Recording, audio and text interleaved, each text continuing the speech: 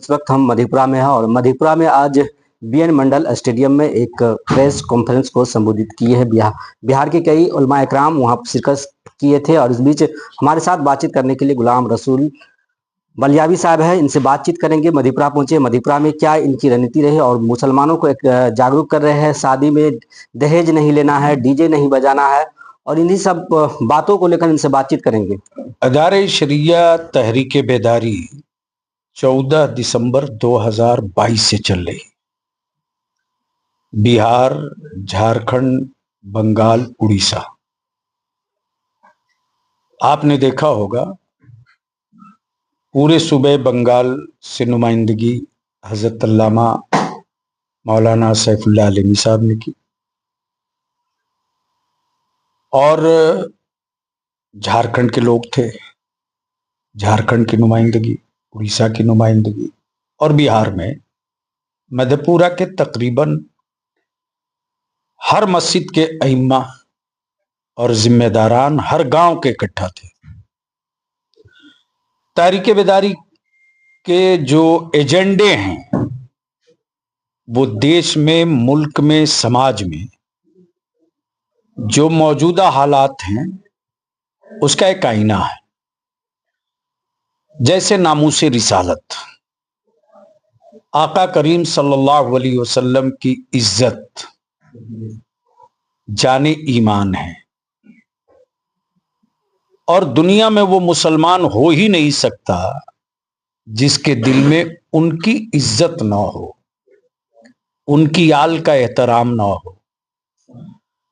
इस वक्त हमारे मुल्क में कुछ क्रिएट किए हुए, कुछ पाले हुए, संरक्षण प्राप्त सत्ता और शासन के लोग हैं जो तौहीन करते, अपमान करते,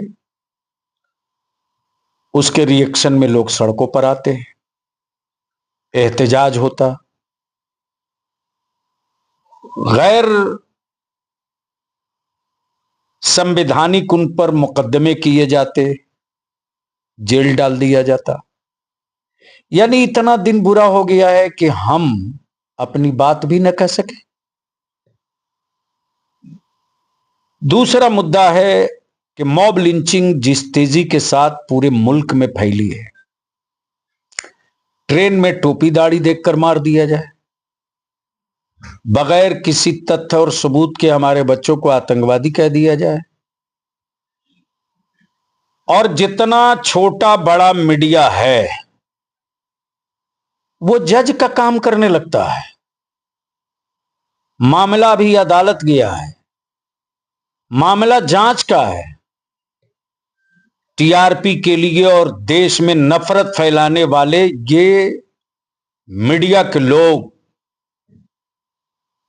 गला फाड़ के चीखते, मुसलमान आतंकवादी पकड़ा गया, मुसलमान आतंकवादी पकड़ा गया। जबकि जिस एएनआई ने, जिस आईबी ने, जिस भी जांच एजेंसी ने पकड़ा था, 30 साल, 25 साल, 20 साल तक कोई सबूत न दे सका मुल्क दुश्मनी का। यह बात मैंने पार्लियामेंट में कही थी कि जो मुजरिम है उसको सजा दो, लेकिन जो 20 साल, 25 साल बगैर कसूर के हमारे बच्चे जेल में रहे, उन अफसरों के लिए सजा का कानून कब बनेगा? ये क्यों लावारिस समझ रहे हैं? तो मॉब लिंचिंग, नामूसे रिसालत जैसे मुद्दों पर कानून का मुतालबा हुकूमत से, आबादी के एतबार से, रोजगार में, नौकरी में, सर्विस में, मुलाजमत में, इक़्तिदार में हिस्सेदारी यकीनी कीजिए। बकिया जो जहेज तिलक जैसी लानत है जिसकी वजह से जमीनें बिक रही, शादियां महंगी हो गई, ब्याज और सूद पर पैसा लेकर लोग वलीमा खिला रहे हैं, ये हराम के टुकड़े क्यों खिला रहे हो? मेरे पैगंबर सल्लल्लाहु अलैहि वसल्लम ने निकाह को आसान किया है। तो इदारे शरिया की तहरीक बेदारी का ये जो एजेंडा है, निकाह सस्ता करो, तालीम की तरफ लौटो, उर्दू पर जोर दो। उर्दू स्कूल बंद हो रहे हैं। उर्दू जब बच्चे लेंगे नहीं, उर्दू में सब्जेक्ट नहीं लेंगे, उर्दू पढ़ेंगे नहीं, तो टीचर हुकूमत क्यों बहाल करे? अभी बिहार में उर्दू ट्रांसलेटरों की बहाली हुई, तो जब उर्दू में दरखास्त देंगे बीडीओ को, सीईओ को, कलेक्टर को, डीएसपी को, थाने को, तो ट्रांसलेटर की जरूरत होगी। बिहार में बहुत ऐसे मदरसे हैं जो अभी तक मदरसा बोर्ड से रजिस्ट्रेशन नहीं हुए, वो गैर रजिस्ट्रेशन के तहत मदरसा चला रहे हैं। देखिए, ये कोई जरूरी नहीं है कि मदरसा बोर्ड से ही रजिस्टर्ड हो। हमको ही नहीं, सारे मजहब के लोगों को अपने मजहबी तालीम की आजादी की इजाजत संविधान और भारत के आईन ने दिया। लेकिन हम क्या पढ़ा रहे हैं? हम एक अमन पसंद शहरी हैं। तो अमन पसंद शहरी होने का सबूत भी हमको देना चाहिए। आप निबंधन डिपार्टमेंट से करा लीजिए, आप ट्रस्ट के थ्रू करा लीजिए, रिकॉग्नाइज बॉडी हो करके आप हर तालीम दीजिए। और आज एडेड मदरसों के मुकाबले में जो तालीम हो रही है, अच्छी तालीम, कम तनख्वाह, वो तो उन्हीं मदरसों में रिलीज हो रही है ना जो ज़कात, फितरा, खैरात से चल रहे हैं। आखिर सरकार कब तक उनको रजिस्ट्रेशन करेंगे, उसको मान्यता प्राप्त करेगी? जब कोई जाएगा तब ना। यहां तो मस्जिद की जमीन का कागज मुसलमान बचा के नहीं रखा है। जिस जमीन पर अपने बाप की कब्र बनाया है, उस जमीन का भी कागज बचा के नहीं रखा है। ये जो 8,000 कब्रिस्तान घेरे गए, इसे ही थोड़े घेरे गए हैं। 99% बिहार में कब्रिस्तानों का वक्फ बोर्ड से कोई रजिस्ट्रेशन ही नहीं है। लेकिन जहां कब्रें दिखी, उसको कब्रिस्तान मान करके उसको घेरवाया गया। वरना कब्रिस्तान को कबीर स्थान बनाने वाले तो बैठे हुए हैं बड़े छोटे बाबू। तो अब सवाल ये उठता है कि हम हुकूमत के भरोसे पैदा हुए हैं या खुद भी कुछ करेंगे? अपनी जमीन का कागज तो रखते हैं, अपने मकान का टैक्स भी जमा करते हैं, अपनी गाड़ी का भी पेपर और इंश्योरेंस करा कर रखते हैं, इसीलिए कोई मेरा नुकसान है तो क्या अपने बाप दादा के मरने के बाद जमीन खोजेंगे?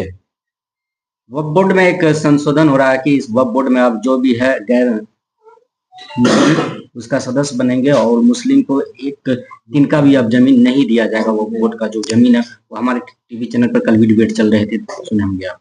अब ऐसा है ना कि वक्फ बोर्ड की जो जमीनें हैं, न मुगलों की दी हुई है, न किसी राजवाड़े की दी हुई है, न किसी हुकूमत के कृपा पे है। ये मुसलमानों के अपने बाप दादा की जमीन है। वक्फ बोर्ड इसका मालिक नहीं है। ये सोच बदलना पड़ेगा। मुसलमानों के सोच में पाप है। ये क्यों बोलते कि वक्फ बोर्ड की जमीन है? वो वक्फ बोर्ड कौन होता है हमारी जमीन का मालिक बनने वाला? वो निगरां हो सकता है, मालिक नहीं हो सकता। वक्फ बोर्ड की औकाफ की जमीनों का मालिक वाकिफ है और उसके मंशा के खिलाफ कोई काम नहीं हो सकता।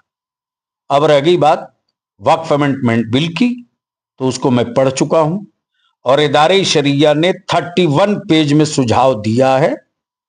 अगर लोग मानेंगे तो ठीक, वरना वक्फ का कंसेप्ट शरीयत से है और हम शरीयत में किसी तरह की मुदाखलत बर्दाश्त नहीं करेंगे। अब रहा कि वक्फ की कमेटियों में हमारे बिरादराने वतन को, बहुसंख्यक समुदाय को शामिल किया जाए, तो मैं कहूंगा कि बढ़िया है। राम मंदिर ट्रस्ट में मुसलमान को पहले ले लीजिए, पूरी मंदिर में मुसलमान को ले लीजिए, और जितने बड़े बड़े धार्मिक स्थल हैं उसको भी, उसमें भी मुसलमान को जगह दीजिए। है हिम्मत सत्ता में तो ऐलान करें कि हां, पूरी की मंदिर में भी एक ट्रस्टी मुसलमान होगा, राम मंदिर ट्रस्टी में भी एक मुसलमान होगा। है हिम्मत तो करा दीजिए। इसलिए कुछ लोग जेपीसी का मतलब नहीं समझते और घूम घूम कर ब्रांडिंग कर रहे हैं। ज्वाइंट पार्लियामेंट्री कमेटी में है नहीं, थैला लेके घूम रहे हैं मुसलमानों के मोहल्ले में। अदारे शरिया खूंटा ठोक करके खड़ा है, जिसको जो बनाना है बनावे, ईमान वाला उसी पर अमल करेगा जो कुरान और हदीस कहेगा। आज मधेपुरा पहुंचे और क्या मेमोरेंडम डीएम साहब को पेश किए हैं, क्या आगे की रणनीति? अब उसकी पूरी तफसील जिस दिन पेश होगी आप कॉपी ले लीजिएगा।